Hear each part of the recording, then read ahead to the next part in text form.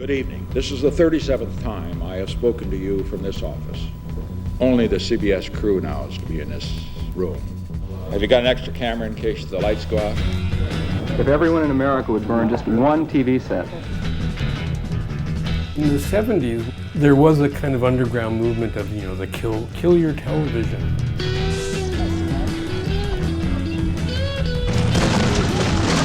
And a lot of artists in the Bay Area began to use video as part of their practice. We were, of course, the generation beginning with the civil rights movement, the anti-war movement, and then the student movement. I think there was really a belief that, there was going to be a major change. Portable video equipment was becoming available. We could claim the tools. Somehow we could influence the discourse.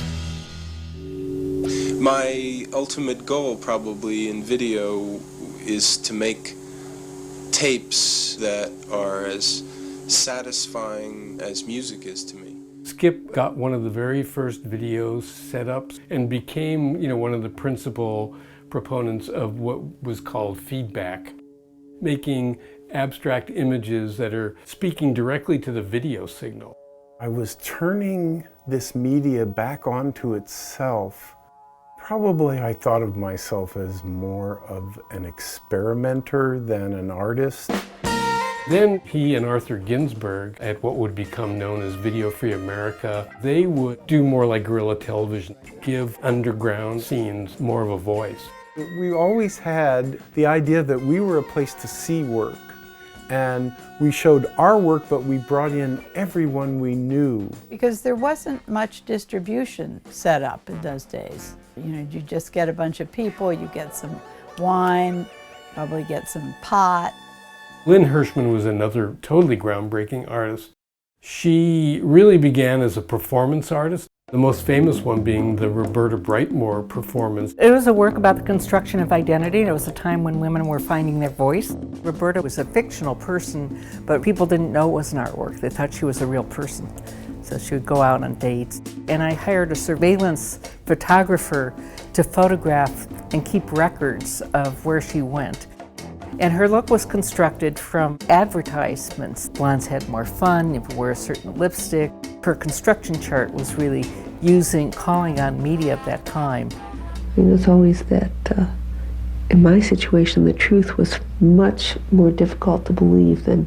I didn't start to do video until later. It was the most expressive and cohesive. It incorporated time, looked around things the way sculpture did, so it was a way of including all those elements into one. Ant Farm was 3 architect-trained young guys, and they began with what you might consider to be a deconstructed architectural practice. There was this interest in being nomadic and not being in a fixed place. Very much the anti-suburban idea. We bought into that. We said we're going to be underground architects. And they were really ambitious and really cross-disciplinary. So it was natural that once the Sony Portapak became available, that we would just buy one and start experimenting with it. We got a van, and it was just logical that it should become a media van, right?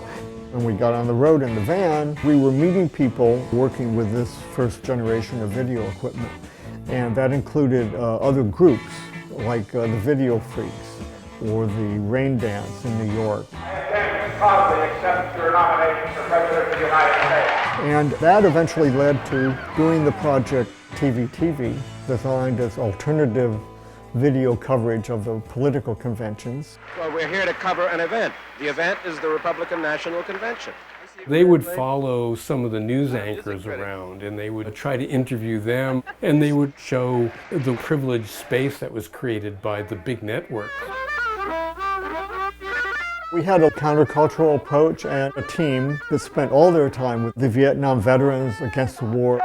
And of course, they, for the most part, were not being covered by the networks at all. And so when veterans in wheelchairs got access to the hall, none of the networks went there. So we have pretty amazing footage of that symbolic protest. I was part of a collective in the 70s called TR Uthco. Our interest was more in how meaning is constructed through images, so we were gravitated toward political imagery. And the most famous of those is our reenactment that we did with Ant Farm of the assassination of JFK. We were in college when Kennedy was assassinated, so we had experienced the 72 hours of mourning as a television event. Amongst us, we decided that we were going to, attack this assassination. And we were going to attack it by going back to its source, where it originally happened. We weren't thinking this will be a great artwork. This is going to be so outrageous, Mr. President! Our major fear was that the cops were going to come, shut us down before we could get the footage, and we obviously had no permissions. And so we're working, and by about the 14th loop, we noticed that the cops were there. But the cops were actually directing traffic for us. And there were people there who were crying. Feels like the real thing. And we decided that when the media arrived, we would stop and we would disperse. So that's exactly what we did. And this came out of Ant Farm's concerns that relate back to a piece they did called Media Burn.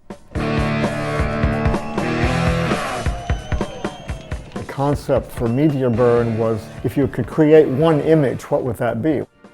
Well, it would be an American dream car crashing through a wall of television sets,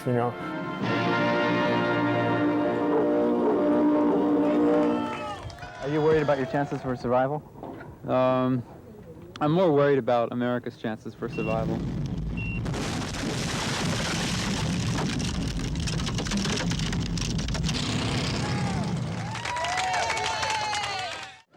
At some point we realized, why don't we do it on July 4th? And there should be a politician to come out and speak.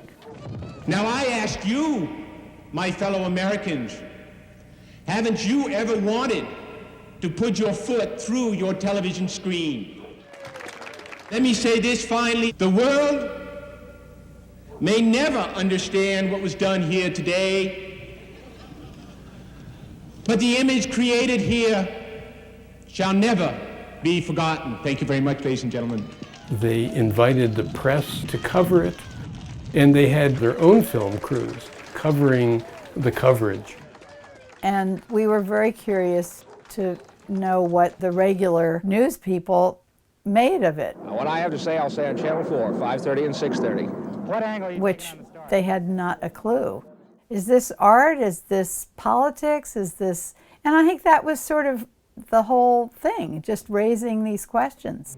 Now that is weird. You've got to say that. Largely, it got framed in the typical happy talk, end of the news format. over our head?